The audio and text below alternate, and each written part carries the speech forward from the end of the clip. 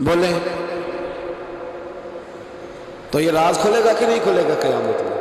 حد ہو گئی اس ملک کے اندر کہ یہ 1 درجن بندے کی بات نہیں، یہ 1.5 درجن بندہ نہیں، یہ تو کیا بتائیں۔ اور ہم دنیا میں اپنا کون سا منہ لوگوں کے سامنے کریں کہ یہ ایک لائن ہے لمبی، ڈگری جعلی، کاغذ کا ایک ٹکڑا لیا تو وہ بھی جعلی۔ میرے عزیز یاد رکھیں اور ضرور اس پر غور کریں، یہ چیزیں جب قیامت میں کھلیں گی تو مسائل پیدا کریں گی، اور اللہ کہتا ہے میں کھولوں گا، میں یہ تمہاری چیزیں، جو ٹیچر، جو ڈاکٹر، جو کلرک، جو بیوروکریٹ 2 سال کی چھٹی لے کے سیر کرنے چلا جاتا ہے اور وہاں لکھ کے دے جاتا ہے کہ مجھے بخار چڑھا ہوا ہے، میں تو بڑا سخت بیمار ہو گیا ہوں، تو میرے اندر کا سارا نظام گڑبڑ ہو گیا، دوائی لینی ہے، ٹھیک ہے چھٹی مل گئی، قانون میں کمزوریوں کا فائدہ اٹھایا، تو جب قیامت میں راز کھلے گا کہ یہ تو سیر کرنے گیا تھا، موج کرنے گیا تھا۔ یہاں تو لوگ نوکری لے کے خوشحال ہو جاتے ہیں، کہتے ہیں جی اللہ کا بڑا فضل ہے، میں 2 گھنٹے جاتا ہوں۔ میں نے کہا فضل نہیں، یہ آزمائش ہے، یہ شرم والی بات ہے جو دلیری سے تو کہہ رہا ہے، یہ شرم حیا والی بات ہے۔ تو 8 گھنٹے کی، میں نے پہلے بھی بتایا تھا، محدث اعظم پاکستان حضرت مولانا سردار احمد صاحب رحمۃ اللہ تعالیٰ علیہ ایک استاد کو رکھنے لگے ادارے میں پڑھانے کے لیے۔ استاد کے ساتھ وظیفہ طے ہوا، سمجھ لیں کہ 10,000 روپیہ تجھے ماہانہ دیں گے، صبح 8 بجے سے لے کر 1 بجے تک تمہیں پڑھانا ہے۔ استاد نے سائن کر دیے پڑھاؤں گا، تو آپ فرمانے لگے استاد جی آپ روٹی نہیں کھائیں گے اس دوران؟ پیشاب نہیں آئے گا آپ کو؟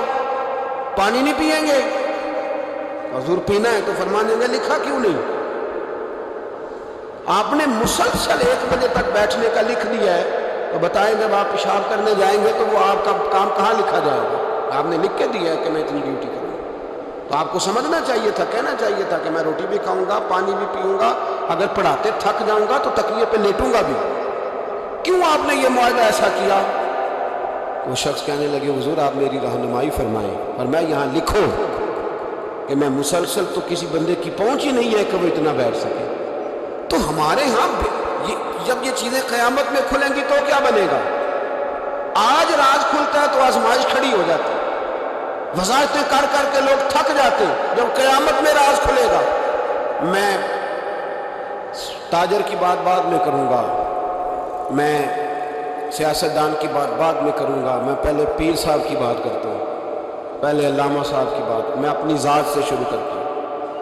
ایک شخص پیر بن کے بیٹھ گیا، علامہ صاحب درویش مصلح بن کے بیٹھ گیا، لوگوں نے اپنی عقیدتوں کی جبین اس کے سامنے جھکائی، لوگ کئی راتیں اس کے سامنے ہاتھ باندھ کے کھڑے رہے، اس کے لیے لوگوں نے محبت کے سارے تقاضے پورے کیے، اپنی جیب کاٹ کے اس کی خانقاہ کو چلایا، اپنی جائز کمائی اس کے ہاتھ پہ رکھ کے لوگوں نے ایک ادارہ چلانے کے لیے اسے کہا، لوگوں نے اس کی گاڑی کو چوما۔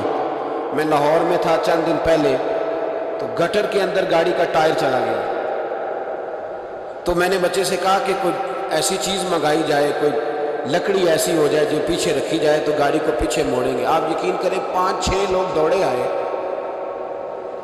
انہوں نے کہا ہم اٹھاتے ہیں، آپ گاڑی پیچھے کریں۔ تو میں نے کہا کپڑے بھر جائے، کہنے لگے تو سب چھوڑیں، کپڑے بدل بھی جائیں گے، ہمیں اللہ نے موقع دیا۔ تو ان لوگوں کے منہ تک وہ پانی جا رہا تھا، لیکن وہ گاڑی اٹھا رہے تھے، تو ہم لوگوں نے حساب نہیں دینا ان عقیدتوں کا، ان محبتوں کا جواب نہیں دینا؟ اتنی عقیدت کو شخص کرے کہ وہ گندا پانی منہ تک لے جانا پسند کرے کہ یہ شخص نیک ہے تو میں نے اس کی نوکری کرنی ہے۔ تو اگر وہ شخص جھوٹا ہو، اگر وہ شخص بنا ہوا ہو، اگر وہ اپنا قد اونچا کرنے کے لیے مذہب کا نام استعمال کر رہا ہو، مذہب اس کا مشن نہ ہو، بلکہ مذہب پیسے کمانے کے لیے اس نے اختیار کیا ہو، دولت اکٹھی کرنے کے لیے، تو آج تو چلو ٹھیک ہے، لوگ بیچارے عقیدتوں اور محبتوں کا خراج دیتے رہیں گے، لیکن وَحُصِّلَ مَا فِي الصُّدُورِ، جب قیامت میں پردہ کھلے گا، قیامت میں پردہ کھلے گا۔ میں نے کہا تھا کچھ جمعے پہلے، پھر بات دہراتا ہوں، ایک درویش شخص ہے، وہ کہتے ہیں میں زندگی میں کبھی نہیں کام پا، پر ایک طوائف مجھ پہ راشا طاری کر گئی، طوائف، کہتے ہیں میں نے جبہ کبہ پہنا تھا، طوائف میرے پاس سے گزر گئی تھی، تو میں نے اس کو کہا کہ بچے باز آ جا، اللہ اللہ کیا کر، چھوڑ دے، تو اس نے نقاب آگے کر لیا، کہنے لگی بابا میں تو آپ کی بات پر عمل کروں گی پر ایک جملہ کہنے کی اجازت ہے؟ تو میں نے کہا بیٹی کہہ لو۔ تو کہنے لگی بابا میں تو جو نظر آ رہی ہوں نا وہی ہوں، جو نظر آتی ہوں وہی کہلاتی ہوں، تو بتا تو جو کہلاتا ہے وہ جو نظر آتا ہے وہی کہلاتا ہے کہ کچھ اور بھی ہے؟ تو کہلاتا کچھ ہے اور بنا ہوا ہے کچھ اور، تو بھی دیکھ کہ تو وہی ہے جو تو کہلاتا ہے۔ کیا حساب نہیں دینا لوگوں نے؟ باہر نہیں آئیں گی یہ ساری چیزیں؟ اتنا بڑا دھوکہ، اور کوئی چیز نہیں ملی استعمال کرنے کو۔ جب الیکشن آیا تو اسلام زندہ باد، جب الیکشن آیا تو اسلام زندہ باد، اور اس کے نام پہ ووٹ اور اس کے نام پہ سارا کچھ۔ اور جب تھوڑا سا اللہ تعالیٰ خیر فرمائے حالات بدل گئے، 2-3 سیٹیں مل گئیں، تو پھر کسی بھی حکومت کے پاس جا کے 2 وزارتیں لے لی۔ میرے پاس بھی لوگ آتے رہتے ہیں۔ ہماری قوم کو سب کو سیاستدان بنا دیا گیا ہے۔ اس طرح سیاستدان کا کوئی پتہ نہیں نا کس پارٹی کا ہے، اس طرح عوام کا بھی اب یہ سارا نفاق ان لوگوں نے برپا کیا ہے، یہ ان لوگوں نے لوگوں میں بات اچھالی ہے۔ لوگ بھی اس کو بھی کہہ دیتے ہیں تیرے ساتھ ہیں، اس کو بھی کہہ دیتے ہیں۔ کیا کریں، ان کے شر سے بچنے کے لیے ایسا کریں، ورنہ شر پھیلاتے ہیں۔ ایک صاحب میرے پاس آ گئے، اب جب آپ کے پاس کوئی شخص آتے ہیں تو آپ دروازہ تھوڑی بند کر سکتے ہیں۔ آ گئے ملنے کے لیے، انہوں نے آ کے نہ موبائل نکالا، کہنے لگے 100 سے زیادہ تقریریں ہیں آپ کی تقریر سنے بغیر میں سوتا نہیں، آئے سیاسی مقصد کے لیے، میں آپ کی تقریر سنتا ہوں۔ میں نے کہا اللہ آپ کو جزائے خیر دے، مجھے تو پوری دنیا سے لوگ کہتے ہیں تقریر سنتا ہوں، چلے مہربانی ہے، مجھے تب فائدہ ہے جب کوئی تقریر سن کے اثر بھی کرے، تو چلے خیر آپ کہہ رہے ہیں تو اچھی بات ہے۔ انہوں نے اس پر اور تھوڑا زور دینا شروع کیا، تو کئی دفعہ نا تکلیف ہوتی ہے کہ یار آپ کیا سمجھتے ہیں سامنے والا پاگل ہے، بیوقوف ہے، اور جو ساتھ لے کے آنے والے ہوتے ہیں وہ بھی خیال نہیں کرتے ہم کیا کہہ رہے ہیں۔ آپ پاگل سمجھ رہے ہیں سامنے والے کو کہ آپ جھوٹی تعریف کریں گے سامنے والا مان جائے گا؟ ڈرنا چاہیے اللہ تعالیٰ سے۔ یہ بڑی تکلیف، یہ وہ جو آپ نے ایک موقع پہ کہا تھا، میں نے اسے کہا، میں نے کہا صاحب آپ نے 10 دفعہ کہا تو میں نے سن لیا ہے، لیکن مجھے 1% بھی خوشی نہیں کہ آپ مجھے سنتے۔ یہ کام آپ الیکشن کے بعد آ کے میرے ساتھ کرتے تو مجھے بڑی خوشی ہوتی، مجھے تسلی ہوتی کہ آپ واقعی مجھے سنتے ہیں۔ یہ کیا بات ہوئی؟ پتہ نہیں اب آپ کس کس کو جا کے یہ کہیں گے، کس کس کے ساتھ آپ یہ زاویہ نگاہ لگائیں گے؟ جو تجھے دیکھ کے پھر کسی اور کو بھی دیکھے، جو تجھے دیکھ کے پھر کسی اور کو بھی دیکھے، تماشائی ہے وہ، طالب دیدار نہیں۔ تو میں نے کہا آپ تماشائی بن کے نہ آئے، مہربانی فرمائے، جائیں کہیں اور جا کے۔ کیا سمجھا لوگوں نے؟ جس طرح کا موڈ آئے گا، جس کے ساتھ آپ جائیں گے۔ اب تو اتنا ماحول عجیب ہو گیا، پہلے کو کسی بزرگ سے ملتا تھا نا، کسی کو نیک سمجھ کے تو کہتا تھا حضرت میرے لیے دعا کرنا، اب کو ملتا ہے تو کہتا ہے حضرت جی آؤں ویکھیا جی تہاڈی سیلفی لینی ہے۔ یہ کون سا دین؟ آپ مذہب کے نام پہ بھی وہی ملمہ سازی، وہی بناوٹ۔ تو جب راز کھلے گا، وحصل ما فی الصدور، جب سینوں کی چیزیں باہر آئے، میں کہتا ہوں آج راز کھل جائے، مشکل ہو جاتا ہے، لوگ وضاحتیں دیتے پھرتے ہیں۔ جب قیامت میں راز کھلیں گے، سب سے پہلے دیندار شخص کو دیکھنا چاہیے۔ میرے نبی پاک علیہ السلام نے فرمایا سب سے پہلے جہنم میں ریاکار عالم دین کو ڈالا جائے گا، عالم کو سب سے پہلے دوزخ میں ڈالا جائے گا، اس لیے کہ اس نے اپنا قد اونچا کرنے کے لیے دین کو ٹیشو پیپر بنایا۔ یہ تو بات ہو گئی دینداروں کی۔ ایک سیاستدان نے نعرہ لگایا، اس نے کہا روٹی دوں گا، کپڑا دوں گا، مکان دوں گا۔ ایک بعد میں پھر آ گیا، اس نے کہا تحفظ دوں گا۔ ایک تیسرا آ گیا، اس نے کہا میں فلاں کر دوں گا۔ آتے رہے، لوگ بیچارے مجبور ہیں، پریشان ہیں۔ ہمارے ملک میں پی ایچ ڈی کرنے کے بعد لوگوں نے چائے کے ڈھابے بنائے ہوئے ہیں، لوگ آزمائش کا شکار ہیں۔ کدھر جائیں؟ سیاستدان کے پیچھے لگ گئے، لوگوں نے نعرے بھی لگائے، لوگوں نے اپنی جیب سے پوسٹر بھی اس کے بنوا کے چسپاں کیے، ساری اس کے پیچھے لوگ لگ گئے۔ اب ہمیں تو نہیں نہ پتا تھا کہ وہ تو غریبوں کے جذبات سے کھیل کر اپنا قد اونچا کرنے جا رہا ہے، وہ تو ہوس اقتدار کا پجاری ہے، وہ تو صرف کرسی کے لیے لوگوں کے جذبات سے کھیل رہا تھا۔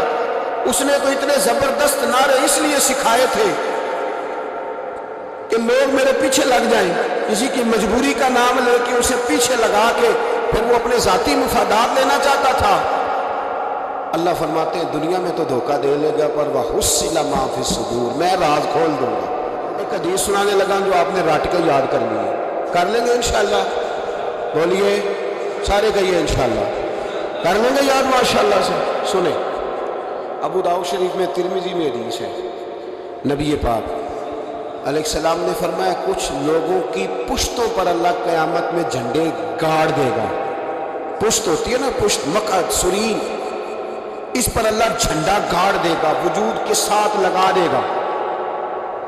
حدیث صحیح عرض کر رہا ہوں. حضرت انس بن مالک رضی اللہ تعالیٰ عنہ حدیث کے راوی ہے، فرمایا جھنڈا پشت کے ساتھ گاڑ دیا جائے گا. اونچا جھنڈا ہوگا قد سے. لوگ سارے کہیں گے یا اللہ یہ کون ہے، کون ہے یہ؟ تو رب کریم فرمائے گا یہ اپنی قوم کا غدار ہے، یہ اپنی قوم کا. ان کے جھنڈے یہاں نہیں لگیں گے، ان کے جھنڈے وہاں بھی لگیں گے. میرے نبی پاک علیہ السلام نے فرمایا غداروں کی پشتوں پہ اللہ جھنڈے لگائے گا، اور یہ جھنڈے لگیں گے. اور جب لوگ پوچھیں گے یہ کون ہے، تو کہا جائے گا وہ یہ ہے جس کو قوم نے امانت دار سمجھ کے سربراہی دی پر یہ غدار نکلا. قوم نے اعتماد کیا، امانت دار سمجھ کر یہ غدار نکلا. یاد رکھنا تمہارے جھنڈے لگیں گے. آج تمہاری گاڑیوں پہ سرکاری جھنڈے ہیں، آج تمہاری بڑے بازاروں پر سرکاری جھنڈا ہے. قیامت میں تمہاری پشت پر غداری کا جھنڈا ہوگا، غداری کا. اور میرے نبی پاک علیہ السلام نے فرمایا غریبوں کو اللہ قوت دے دے گا، اور جو تکبر کرنے والے تھے انہیں اللہ کیڑیوں کی شکل عطا کرے گا، چیونٹیوں کی شکل، کیڑے مکوڑے بنا دے گا، اور غریب پیروں کے نیچے مسل کے جائیں گے. وقت تھوڑا رہ گیا. وَحُصِّلَ مَا فِي الصُّدُورِ، فرمایا تمہارے سینے کے سارے راز اللہ باہر نکال دے گا. فاش ہو جائے گی، ہر چیز کھل جائے گا، سارا آئینہ باہر آئے گا. تمہیں وہ سارا کچھ بھگتنا ہے. کتنے بادشاہ گزرے آپ کے ملک میں، کتنوں کی قبروں پہ لوگ فاتحہ پڑھنے جاتے ہیں، کتنے ہیں جن کا اب نام ہوتا ہے. تصویریں لگی ہوئی ہیں پارلیمنٹ میں، اس سے زیادہ کوئی شے. ختم ہو گئی بات. کدھر گئے ہمارے تو نوجوانوں کو یاد بھی نہیں. کیا کیا کسی نے کمال کر لیا وزیر اعظم بن کے، کیا اس نے کر لیا؟ ختم ہو گئی بات. خدا را جو آپ ہیں آپ وہی بیان کریں، دھوکہ نہ دیں، ورنہ یہ راز جب کھلے گا. میرے نبی پاک علیہ السلام نے فرمایا بہت بڑا تاجر قیامت میں اللہ کی بارگاہ میں کھڑا کیا جائے گا. اللہ اس کے بچوں کو بھی بلائے گا، کہے گا تمہیں پتہ ہے تمہارا مال حرام ہے، ناجائز ہے، تمہارے باپ نے دھوکے سے کمایا ہے. تو نبی پاک علیہ السلام نے فرمایا، امام سیوطی نے حدیث لکھی ہے، نبی پاک فرمانے لگے وہ اولاد اپنے باپ پہ مقدمہ کر دے گی. وہ جن کو دے گیا نا کہ وہ والا پلاٹ بھی تیرا، وہ والا بھی تیرا، وہ والا بھی، وہ مقدمہ کر دے. وہ کہیں گے اے اللہ ہم نے اسے کہا تھا ہمیں ناجائز مال دے، اس سے پوچھ اس نے کیوں کمایا. میرے مصطفیٰ کریم علیہ السلام فرماتے ہیں احد پہاڑ کے برابر اس کی نیکیاں ہوں گی، لیکن جرم یہ ہوگا کہ کمائی حرام تھی، تو اللہ کریم ان بچوں کے مقدمے کی وجہ سے باپ کو جہنم میں داخل کر دے گا. یہاں وہ سخی بھی بن کے گیا، یہاں وہ کہتا، وہ کہانیاں سنایا کرتا تھا کہ میں بڑی محنت سے آگے گیا. وَحُصِّلَ مَا فِي الصُّدُورِ، میں تمہارے سینوں کی چھپی چیزیں راز کھول دوں، راز فاش ہو، تمہیں ہر چیز دیکھنی پڑے گی. میرے رسول پاک علیہ السلام کی ایک حدیث بڑی انفرادی ابن حجر نے لکھی. میں تو اس حدیث کو پڑھ کے میں نے کتاب بند کر دی. میں نے کہا اللہ ہمیں معاف کرے. نبی پاک علیہ السلام نے فرمایا جس کو امین بنایا گیا اور اس نے خیانت کی، وہ کسی جگہ کا بھی امین تھا، وہ ممبر رسول کا امین تھا یا ڈاکٹر کی کرسی کا، وہ کسی سکول کے ادارے کا امین تھا یا حکومت میں کسی عہدے پہ، جسے امین بنایا گیا. توجہ ہے میری بات پر؟ جسے امین بنایا گیا اس نے خیانت کی، تو اس نے جس چیز کی خیانت کی ہوگی وہ چیز قیامت کے دن اس کی گردن کے ساتھ لٹکی ہوئی ہوگی، گردن کے ساتھ. محبوب فرمانے لگے ایک شخص آئے گا اس کی گردن پر اونٹ بیٹھا ہوگا،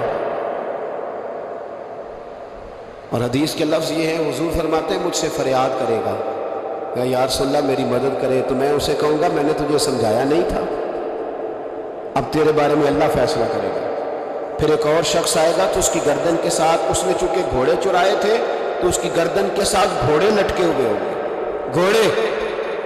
اللہ اکبر. تو وہ فریاد کرے گا حضور میری مدد کرے. ذرا یہ چیزیں بھی جاگ کے سنا کرے.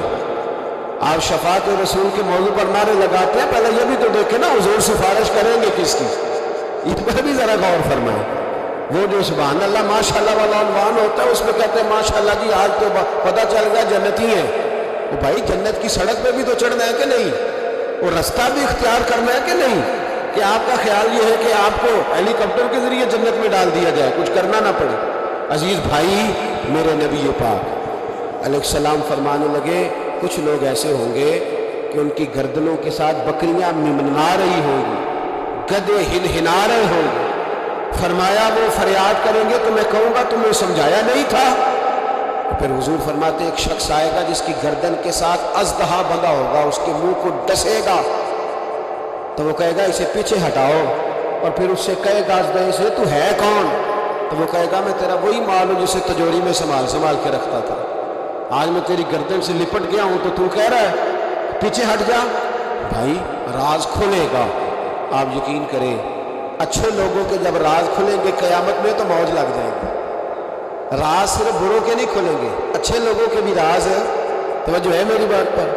حضرت اویس کرنی بھی آئیں گے جو ساری زندگی راز میں رہے، تو میرے نبی پاک فرماتے ہیں اس شخص نے مکان نہیں بنایا، گھر نہیں بنایا، لیکن جناب اویس کرنی جب جنت میں داخل ہوں گے تو اللہ 70,000 فرشتوں کا جلوس انہیں عطا فرمائے گا۔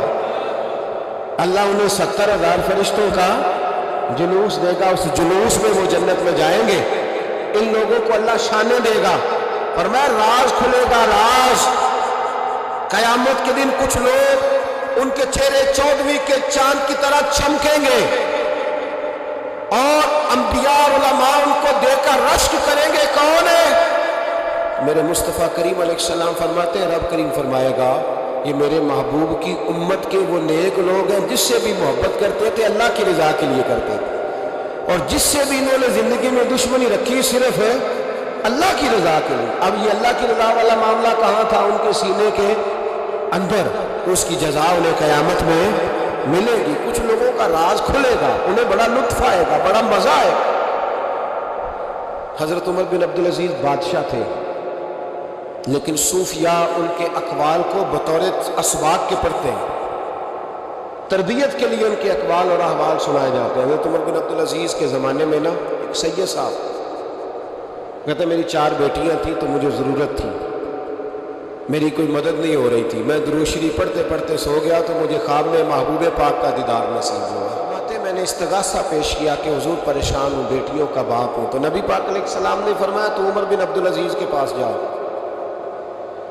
عمر بن عبدالعزیز وہ باکمال شخص ہے جو روزانہ 10 سپارے قرآن پاک کے پڑھتا ہے، 10,000 بار مجھ پر درود و سلام پڑھتا ہے۔ کتنے سپارے؟ ہم تو خیر سارے مصروف ہیں، 10 لائنیں بھی نہیں پڑھ سکتے، ہم تو بڑے بیزی لوگ ہیں، ہم قرآن شریف پڑھیں گے تو فیس بک کون چلائے گا؟